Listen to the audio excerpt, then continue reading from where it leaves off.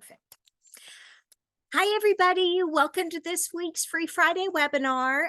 This week, we're joined by Chris Cummings from Wellbeing at Work, and we will have him speak shortly. I just wanted to remind you of a couple of things on the EPA front, which is next week, we have Tony Buon speaking to us about management and leadership, and he'll also be doing a little bit of a preview for the course that he's doing for us in March. It's a 3-part course.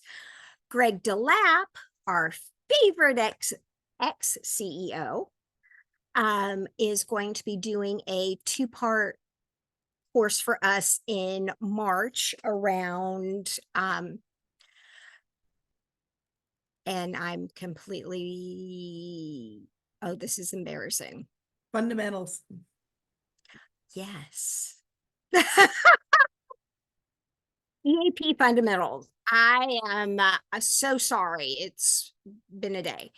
But before we get started, I would like to introduce Jim Porter to you. He's from Stress Stop. He has very generously sponsored today's session for us and was also the source of that delightful video that was playing when everybody signed on. So, Jim, if you would like to unmute and talk to us for a moment.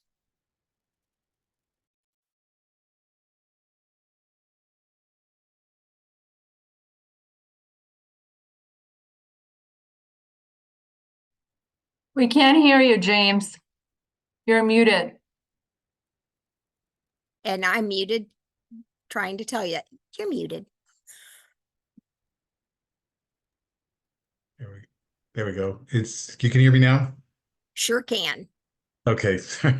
All right. So what you were just watching was a relaxation video from our web platform, our mental well-being web platform called My Stress Tools. And I'm going to, oh, Julie, I forgot to put up my email address in the chat. Can you do that for me, or do I need to do it myself? We can do that for you. Don't worry about that. Okay. So Jim@stressstop.com, 3 S's in the middle. So anyway, what I'm about to tell you about is if you want a 30-day free trial of the web platform, just email me, Jim@stressstop.com, and we'll send you a 30-day free trial. I also want to send you what we call a sample pack of some of the products that a lot of the EAPs we do business with are interested in purchasing. And this is our all-time bestseller. We've sold over 500,000 copies of this little 16-page workbook. And it's a validated stress assessment that really can help you start a conversation with your clients about stress. It tests people in 10 different areas. So you're going to find out how well they're doing with anger, fear, social support, resilience. So really great conversation starter. We're also going to send you, I sound like a real huckster here, but that's what I do. So this is one of our best-selling products. It's called the Mini Stress Survival Kit.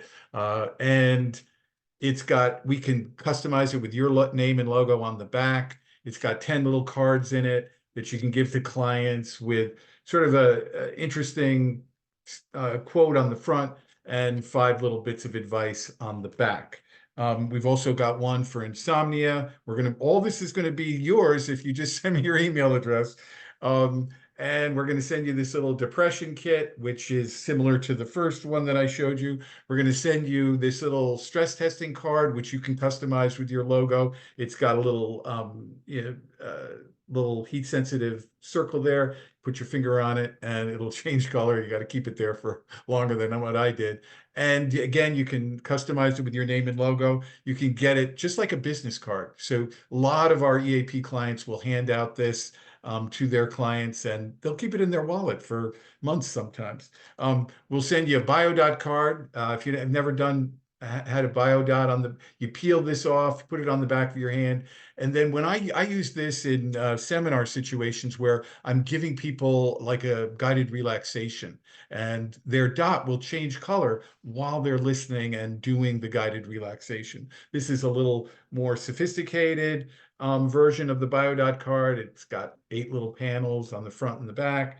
So we'll send you that as well. And then finally, we're going to send you a download card, which is got the same music that you just heard in that relaxation audio. So that's what you're going to get. Just send me, Julie, did you manage to get my email address up there in the chat? It is in the chat.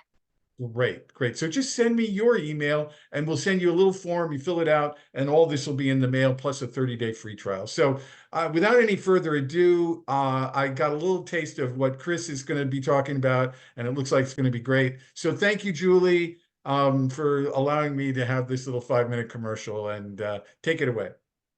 Well, and thank you so much for making today possible with your sponsorship.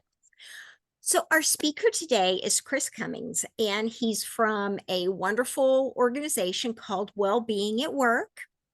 And I am just going to hush and let Chris take it away.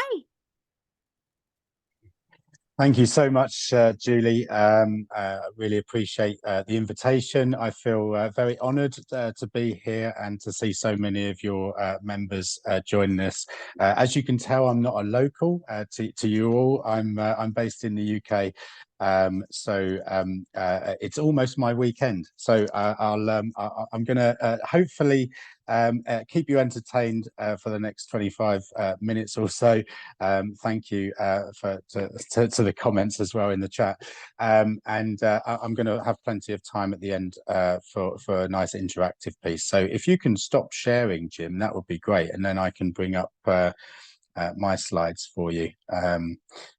Let me just share my screen. So, okay, I'll get underway. And by the way, Jim, I loved your video, so thank you for that. So as I say, today I'm just going to run through a bit of an overview of my thoughts around wellbeing at work and why I think it's so important and why I'm passionate about the subject. In terms of what I'm going to cover, a bit about myself, just to give you some background. I don't really like talking about myself much, so that will be a very brief moment. Looking at why we should focus on wellbeing at work and why it's so important. We are a global company, so bringing some of those trends from around the world that might be able to help you, but also looking at the personal side of things as well, as organizations, but also as individuals, how we can do more as individuals for our own well-being. Hopefully some key takeaways for you. I will be sharing the slides with Julie, and happy to share with everyone here, so you don't have to take lots of notes, although my slides are not very text heavy. So if you want to add some notes, then please do. And as I say, some time for some Q&A at the end. So feel free to ask me anything in the chat or in the Q&A part. So who am I? I founded Wellbeing at Work back in 2014. My motivation was quite a simple one. Really, I was working in the corporate world, and my partner, who has mental health challenges, actually had some really poor treatment at work, and I saw what was happening at home. And that sort of stopped me in my tracks. It motivated me to see what I could do to do my little bit to change the world in a small way. So I quit my corporate role and started up Wellbeing at Work.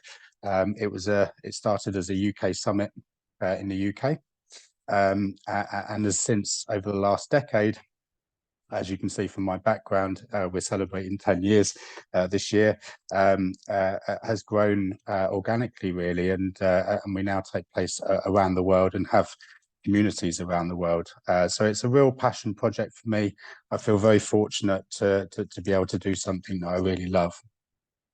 I do deliver regular expertise to organizations around the world. We've been doing this, as I say, for a decade. We're very close to what's happening around the world, specifically around wellbeing at work. So I try to join webinars like this, and I really enjoy connecting with people and sharing hopefully some useful knowledge. I do look after my own well-being, and we'll come to that later on. I'm a bit of a spin fan, to be honest, which is not everyone's cup of tea, I must admit, but it keeps me going. And as I said, I reside in the UK, so apologies if my accent is annoying to you as an American audience. So what's our mission at Wellbeing at Work? Well, it's to make wellbeing a strategic priority globally within organizations. I believe, and thankfully over the last decade or so since I've been doing this, more and more organizations and the wider world are taking wellbeing seriously. I think it's a massive issue, and I think there's ways that we can really help people and support people at work and more generally, and I think it's such an important topic. So that's our mission, and we sort of use this framework internally really to help inform ourselves, but also the wider world. And I just wanted to give it a bit of explanation. We call this our human-centered framework, and in the middle, you might be familiar with some of these terms from the Maslow hierarchy of needs. We all need, as individuals, we all need to be safe. We all need purpose, and we need to feel belonging. These are basic human needs, and we feel that both the individual and the organisation, if we can provide those basic human needs, then people will flourish. So an organisation has its responsibilities around these three areas, but also the individual as well. And on the outside ring, we think is the three key areas to make sure wellbeing at work really is as successful for both the organisation and the individual. So leadership play a key role. If we train and have the right leaders in place, then all of this flows really well. Communication. So again, I'm sure as an EAP audience, communicating the benefits of what you're doing, and making sure that employees are aware of what's available to them is really important. And then the final part is measurement, and I'm going to come into some of these areas as I deliver this presentation, but just wanted to share with you our thinking on how this all comes together. So many of you will be familiar with some of these statistics. Many of you will have heard some of this, but I just want to sort of frame it and say why we should focus on wellbeing at work and why it's such an important issue. The WHO say the annual cost of poor mental health is $1 trillion, which is a huge amount of money, and we need to do something about that. Deloitte's excellent research over the years says that 1 in 4 workers will experience poor mental health in any given year. Mental health, as we all probably know, is you know, it can change. We all have mental health. It can be good and bad, and in the middle as well. So that continues to change. Gallup's research suggests that nearly half of all CHROs think employees are leaving their job because of work-life balance and burnout. We're hearing a lot about burnout across the world, and obviously talent retention, talent attraction. This plays a really key role in what people are looking for from their jobs. Obviously, the younger generation are asking a lot more than my generation did from their working lives, and wellbeing benefits is very high on their agenda. So again, that talent attraction really feeds into that. Gallup also says just over a third of workers are actually engaged, and engaged employees deliver excellent results. They're more productive, which makes the organization more profitable. So we've got to get those engagement levels up, and wellbeing plays a big part in that engagement piece. And there's growing research now around profitability. Those organizations that are focused on wellbeing at work and making it a strategic priority are up to 20% more profitable than their competitors. So this is not just a nice to have or a fluffy side hustle. This is very much hitting the bottom line as well. So global trends, I just want to touch on some of the things that we've seen globally that's really helping to make a difference in organization. And as I said earlier, from our framework, leadership plays such a critical role in this. So making wellbeing a strategic priority, having it discussed at the board level is really important to make this work. If we have leaders that are really backing this, and we're seeing that in some organizations where the C-suite are really making this a strategic priority, and the results are speaking for themselves. So we really need to have this as a board level priority.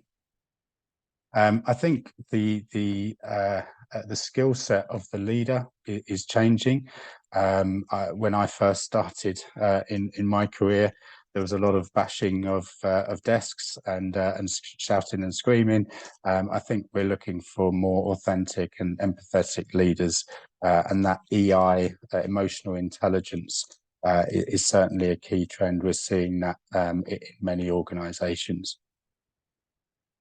We're looking for leaders to model behavior, leading by example. So again, if we go back to the badge of honor for working 100-hour weeks, it is starting to shift, and again just leading by example and allowing, and it's not about doing less work and trying to finish every day at 12:30 or something in the afternoon. It's very much around leading by example, but having that model behavior.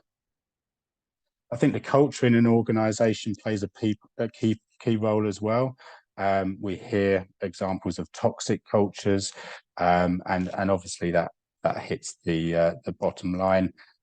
People don't want to stay and work in cultures like that, and people are looking for something different from their workplace now. So that shift is definitely happening, and really important that leaders have a really tough job to do. It's often a thankless task sometimes, and so training and support those leaders to ensure they have the tools to help them do that.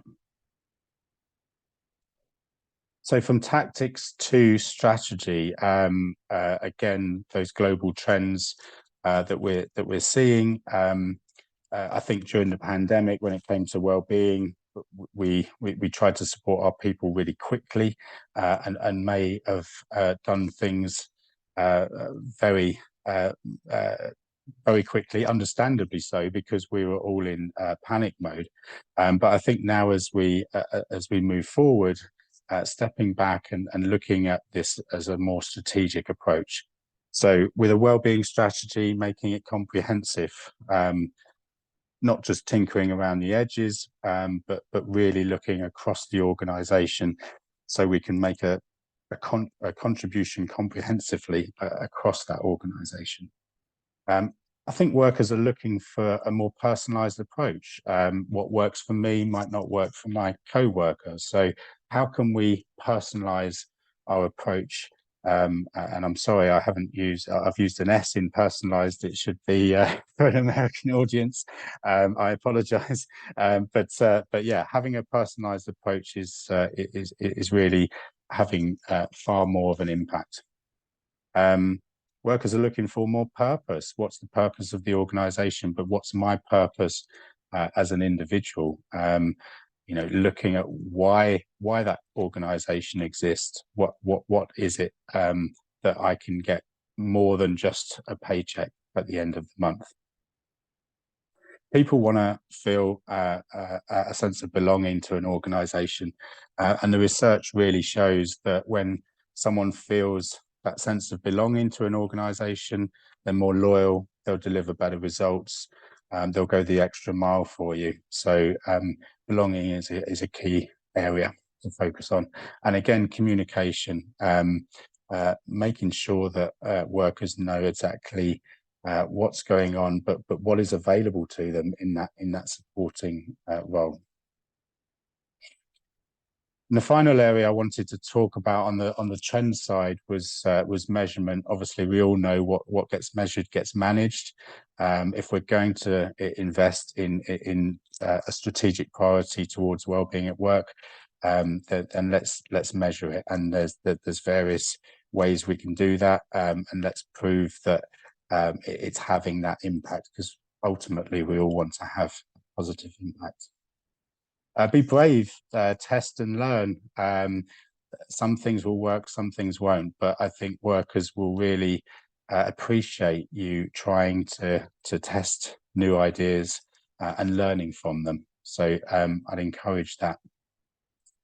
There's more and more research coming through, and I can share a report with you that was done with the University of Oxford here in the UK around profitability and share price, and how a focus on well-being is really impacting those two areas. So again, it's interesting to CFOs, the C-suite, and as an organization, if we're looking for that high-performing teams, those high-performing teams and productivity at an all-time high, then a focus on well-being is really important, which is where well-being equals productivity at the end. So I just want to touch on the individual, because organizations can do many of the things, but also how can we have ingredients for success as an individual, and what can we do to look after our own well-being? And I've just highlighted 6 areas here that I think are important to consider ourselves. So on the left-hand side, there's mind and exercise. So both the psychological but physical well-being. So can we build in? I'm always saying I should go to the gym more. Probably many of us trying to find the time, but making sure we can find that time for that physical exercise, if that's what we want. Even if it's just going for a walk at lunchtime, we can all be stuck behind our desks for too much time. And again, on the mind side, you know, how can we build in some time, even if it's 5 or 10 minutes into the day, where we can just look after our brain and give our brain a rest from the constant barrage of emails and notifications and everything. In the middle there, I've highlighted sleep. Again, there's lots of research around the benefits of sleep. I know personally, if I get a good night's sleep, my performance is far better the following day. So trying to find ways of increasing and improving our sleep. And connection, something that we all lost in 2020, and connection is so important for your well-being. Connecting with friends, connecting with colleagues, having that time, and meeting new people is so important. And then on the right-hand side, I've just highlighted nutrition. Again, you know, we all, I'm sure, like our treats, but trying to look at what we're eating and what's going into our bodies, because it does make a huge difference. And writing, journaling, again, I'm going to touch on that a bit later, but such an important area for your own well-being. I just wanted to put this up as a bit of a diagram, and you know, there's a lot of change, uncertainty. It can be exhausting at times, personally, individually, but also for organizations. External factors will continue to pressure and challenge and change us. Change is going to be a constant. So energy is so important, and keeping above the line for peak performance it is so important. The outcomes of that is positive thinking, solution minded, and I think we've all seen this in with our colleagues. You know, if there's negative thinking, they're problem focused, there's a blame game, that can really affect the culture of the organization and also the performance of those teams. So trying to remain on the right side of the line, where that positive thinking and solution minded is where you really achieve high performance within teams. And so I just wanted to share that with you as a diagram. And the final part for the individual, we've all had bad days, and this is just a small sort of tip, I guess, on a way of perhaps getting through that bad day, and we call it accept, assess, and action. And with accept, remember that emotions come and go. Focus on what you can control. We often catastrophize about things that we are just are out of our control. So take the pressure off yourself. Assess. This is where journaling can come in. Get it out of your head, write it down, speak to someone, be specific about what that issue is. It's often not as bad as it seems. And then going back to those individual habits. Are you getting enough sleep? Are you getting enough exercise? Have you skipped what you usually do? And try and get back into those positive habits, because often, you know, a bad night's sleep, or if you're a regular gym person and you haven't been for some time, then often that can have an impact on some of these situations. So hopefully you find that useful. So I'll just wrap up by just talking a little bit about ourselves. So Wellbeing at Work, there's 3 key areas really. We've got our summit, which the EAPA are involved in. Our US summit is in March. We'd love to see some of you there. It's in both New York City and Silicon Valley in March, and it's all on our website at the bottom there. We've also got our hub, which is our platform, which again provides a lot of insight and details on how to build out that strategy. And Bespoke is where we support organizations to develop that strategy. And I thought I'd finish with a quote. As I say, change is going to be a constant. It's how we deal with things personally. So you can't stop the waves, but you can learn how to surf. Yeah, looking at our personal well-being, what can we do to make ourselves better? What can we do to support ourselves? Because that change is going to continue, as we've seen over recent years. So that's me. Hopefully that's given you some insights, and that's all my details. It would be great to connect, and look forward to some questions and discussion. Julie. Okay. Oh, we have our first question. Michelle, would you like to unmute and ask your question? Sure. Thanks, Julie. So I don't know if it's a question, but you know, the last couple things that you mentioned, you know, like that change is a constant. Chris, I saw a quote somewhere, and of course I'm going to mangle it to some degree because I don't remember it exactly.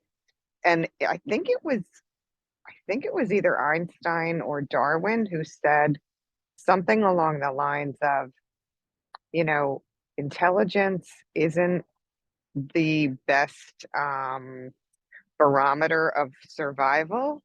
The ability to change is. Right. So, in other words, doesn't matter necessarily how smart you are, it's the adaptability. And I feel like you were speaking to that a lot. Yeah, I'm just going to stop sharing, and I can share those slides with you. So if nobody got my contact details, I'll share that. Thank you. That was yeah, a really good point, and I think it's right. I think what's happening externally, it's out of our control. It's and there's always going to be change. There's always going to be uncertainty. So it's about how we manage our own energy and staying above the line. So if we can build in some positive habits for ourselves, then that's going to set us in good stead.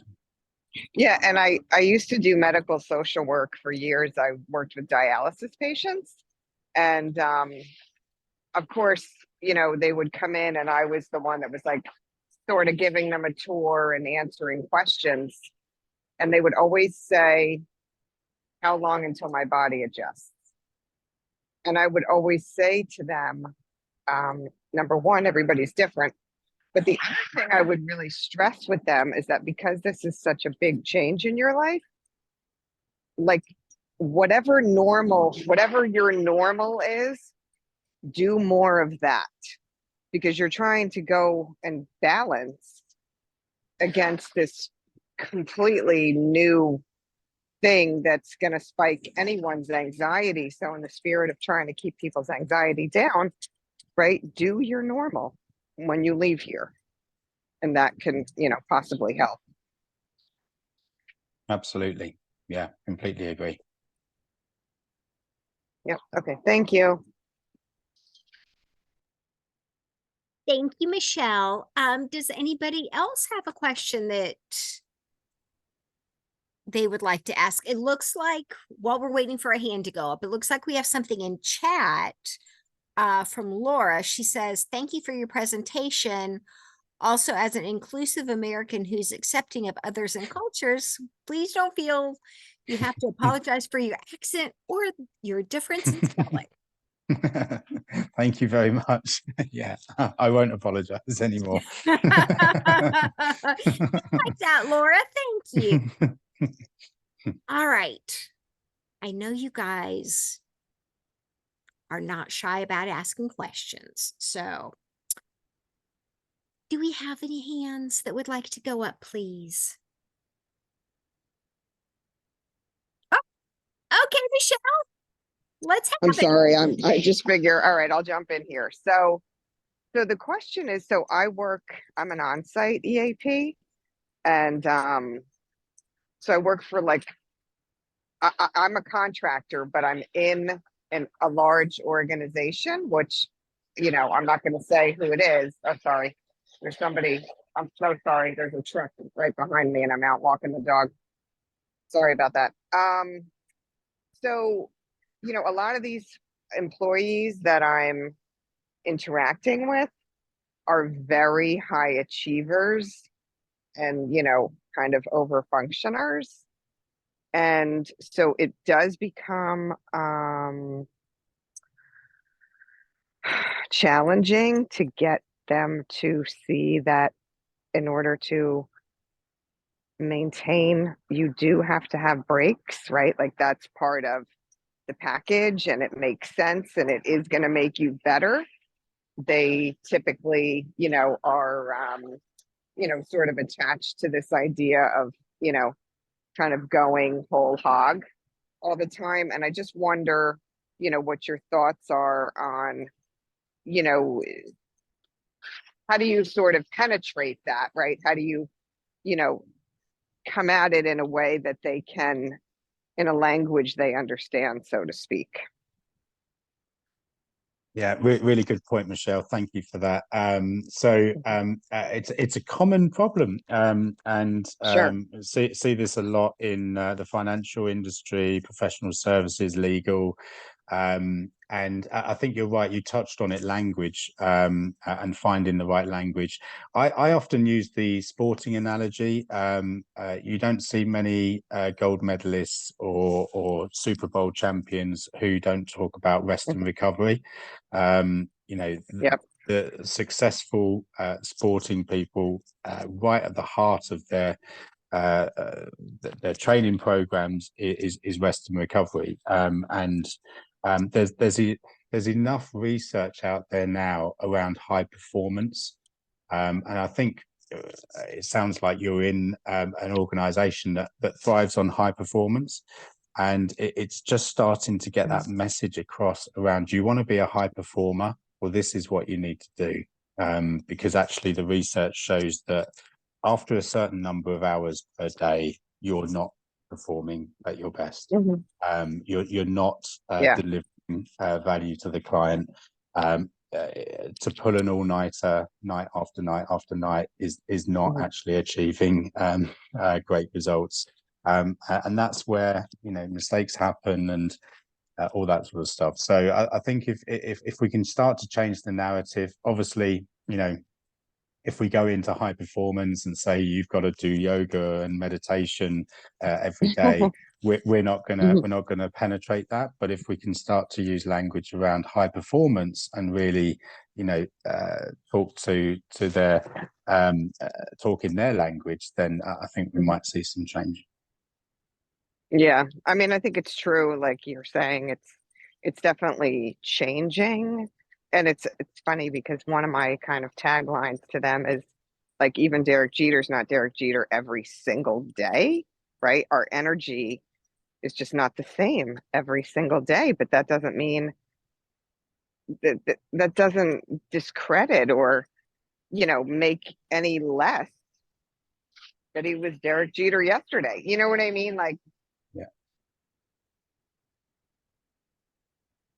Totally, yeah, completely, completely with that. And I can share some further research around high performance and profitability and share price and things like that, because those are the sort of things that really get high performing teams excited. yeah, right. Okay. Yep. Thank you. Wonderful. Thank you, Michelle. We have some other hands up now. Sandra, would you like to unmute and ask? Yes, ma'am. Mine is a little bit of a statement and a question.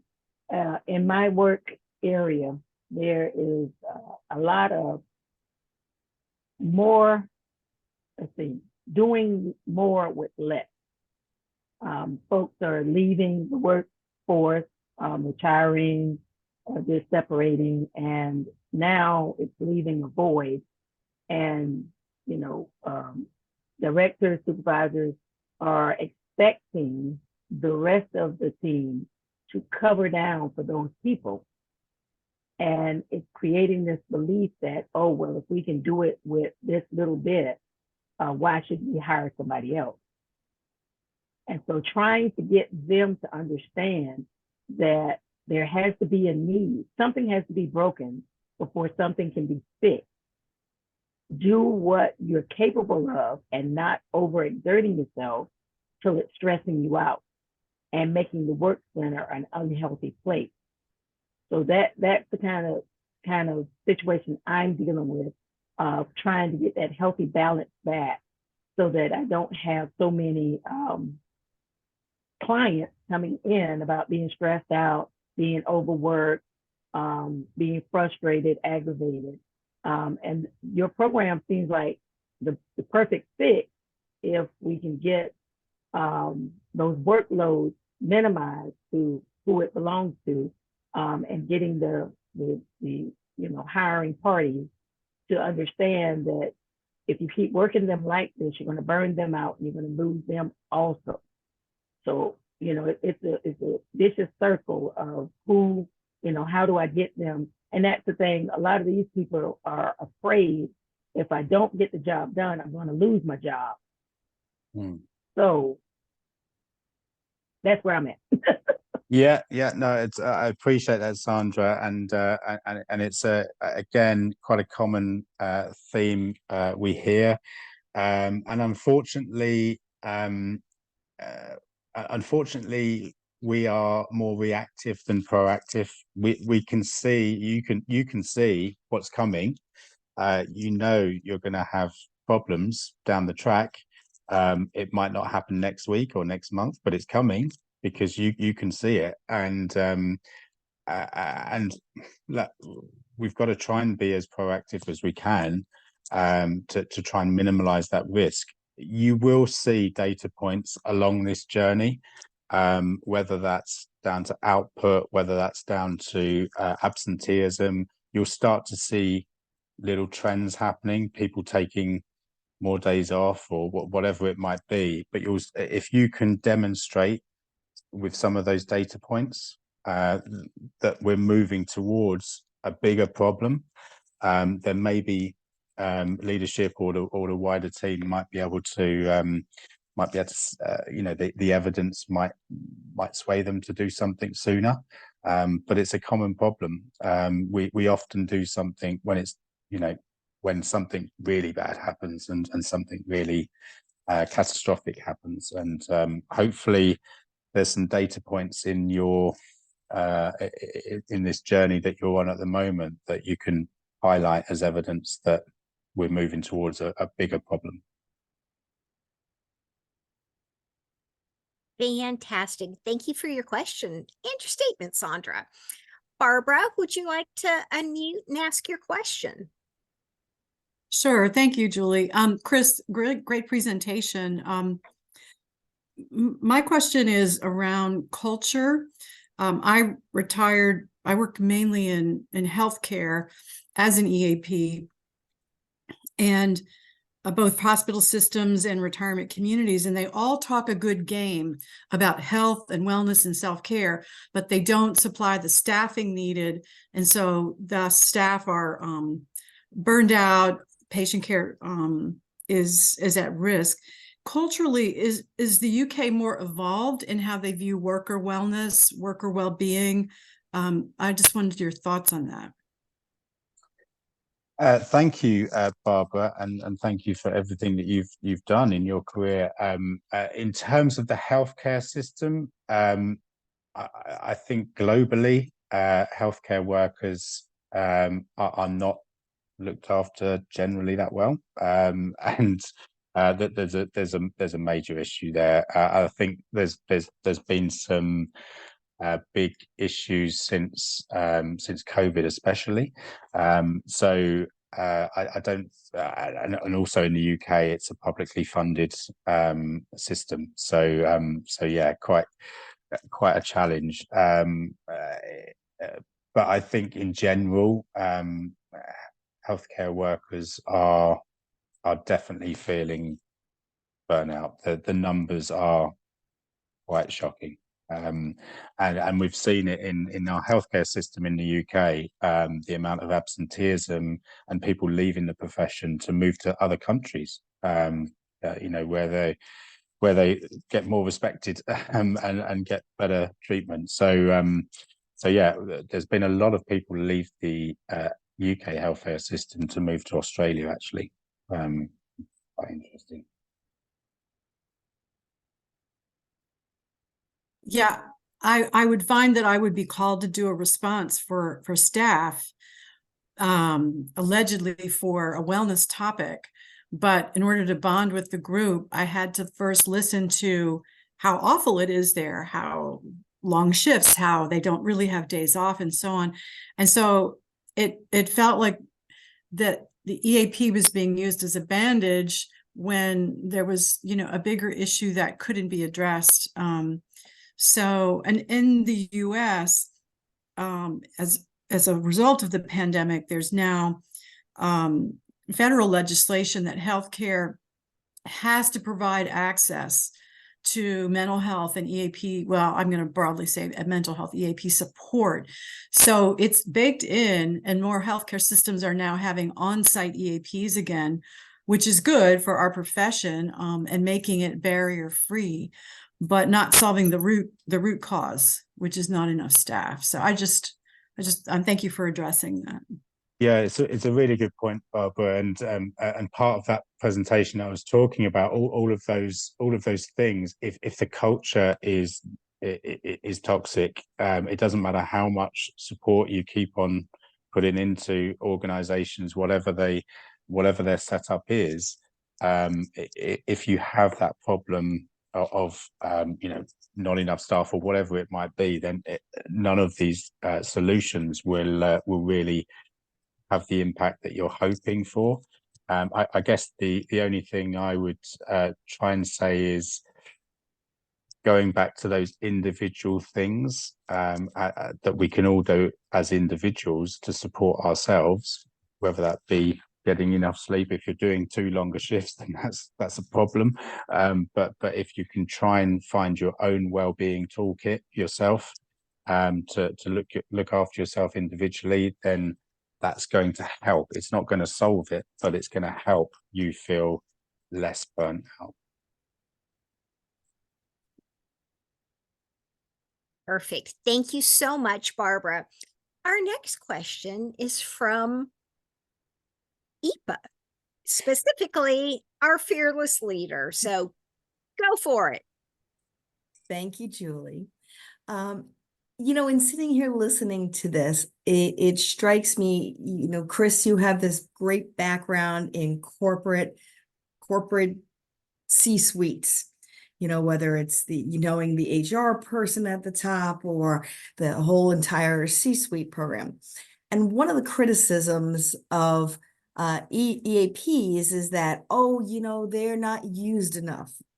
And, one of the challenges is that I think employees either A, don't know what an EAP is or the benefits they can get from them, or two, the culture of the organization is such that,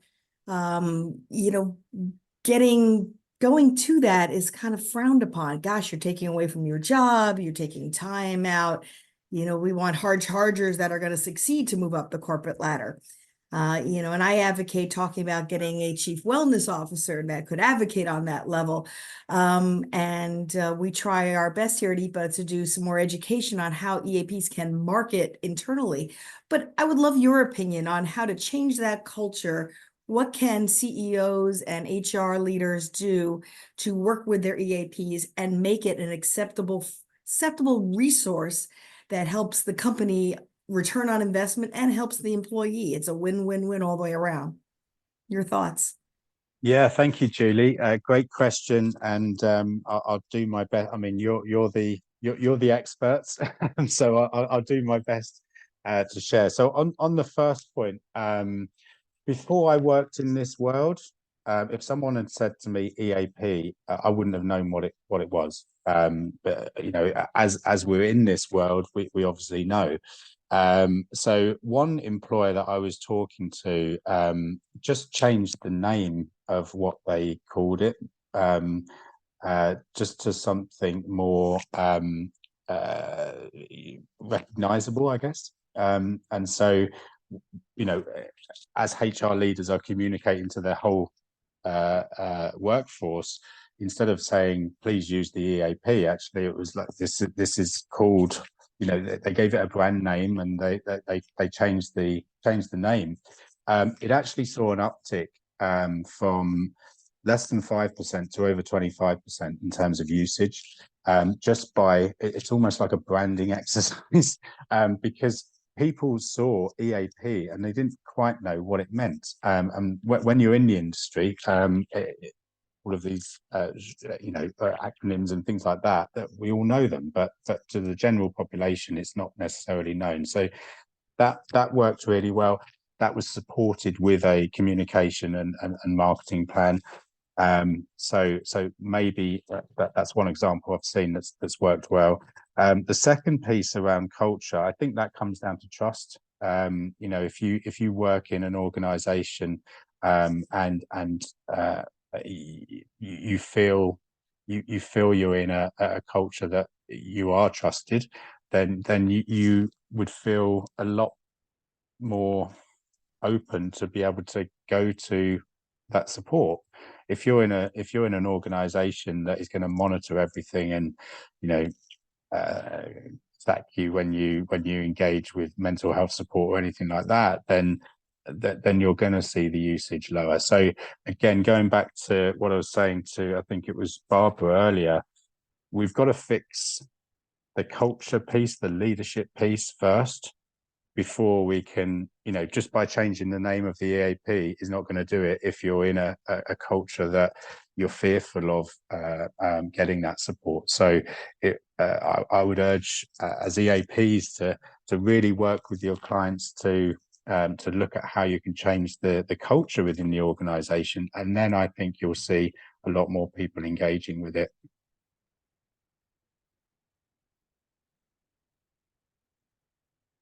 Thanks, Chris. One of the things I advocate to CEOs, and when I come to your conference to speak, is how many CEOs are willing to say, I'm going to my therapist rather than saying I'm going to my doctor? Or how many of them say, I use the EAP, I recommend you do too. Put themselves out there and make that would right away change, I think, some of the culture of organizations. If it's okay for the boss to do it, then it must be, and the C-suite, then it'd be okay for regular Joes to do it. Absolutely. I have a very short story on that. So I have a friend who was a CEO, is a CEO, and he used to go to a therapist once a fortnight, and he used to put it in his calendar, which was seen by the whole organization as the gym. I'm going to the gym, and continually kept it as that, and everyone thought he was going to the gym. And I said, no, put therapist in there, because it's a calendar that everyone can see, and don't be afraid to say what you're doing. And he did. And that simple thing changed the whole culture, because suddenly it was okay to go to a therapist. It is okay to go to a therapist. There's no shame in it. And we've got to break down that barrier and that stigma attached to it. Some of the greatest things I've done in my life are down to therapy, because that was the support I needed, and it's changed my life. So yeah, I think, as you say, getting the leaders to walk the walk and talk the talk it gives so much permission. Thank you. Okay. We are almost out of time, but we do have a question in chat. And I apologize. I'm not sure. I can't tell what your name is, person who asked the question. So I apologize. Wanting to know if you address burnout by occupations. So what, breaking it down into different job roles and things like that? I want to say yes, but if the person who put the question in chat wanted to unmute and clarify for us, that might be great. Job roles and positions. Yeah. Yeah. Thank you. Yeah. I mean, look, we don't do our own research around burnout. We do more sort of organizational or industry sector, so we don't go into the detail around, if there's a particular job role or so forth who's experiencing more burnout than others. There are resources out there that can provide that detail, and I'll see if I can find some that I can share with you. So but yeah, it's not something we would do. We would do more of an organizational piece, so industry sector, and not necessarily the individuals. I'm guessing from some of the data that's in this group, you might be able to have that data. I don't know, possibly. Fantastic. Okay, well, we are almost to the top of the hour. Do we have anybody who wants to jump in and ask a question to take us to the end?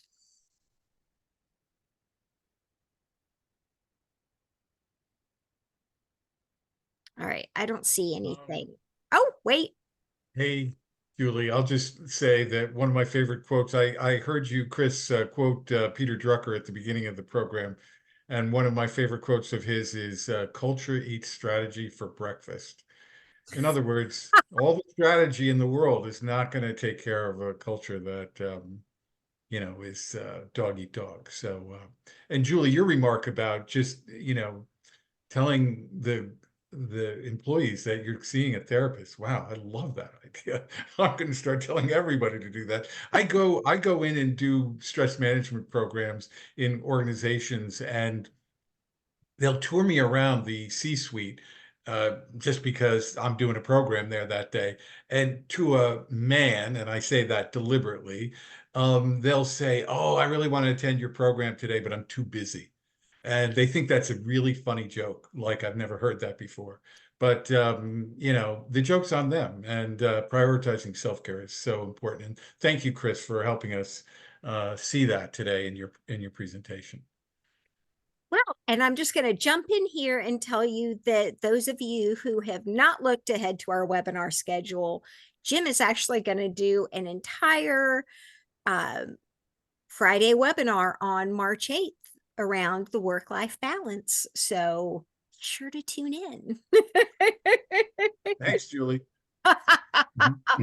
So before we go, I just wanted to revisit that. So Greg's webinar or his training that's coming up in March, it's a 2-session. And the reason why I could not remember the entire title is, listen in. Signs of mental health challenges for employers, how to work with your EAP, what does a successful program look like?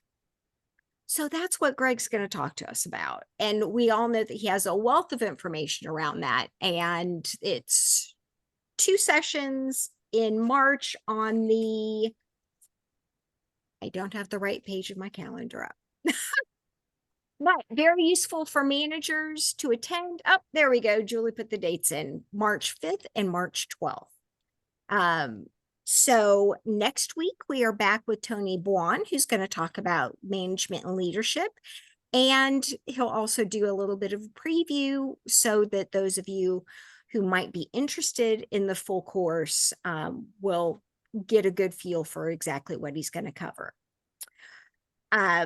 Jim, thank you so much for sponsoring us and making this possible. We love it when you join us, and we look forward to not only your next sponsorship, which is coming up Next week for Tony, and then your session that's all you in March. And Chris, thank you so much for taking the time to join us. This was tremendous. And we learned a lot from you. So thank you so much for joining us. We will see all of you next week. Have a wonderful weekend, everybody. Thanks for inviting me. Really good fun.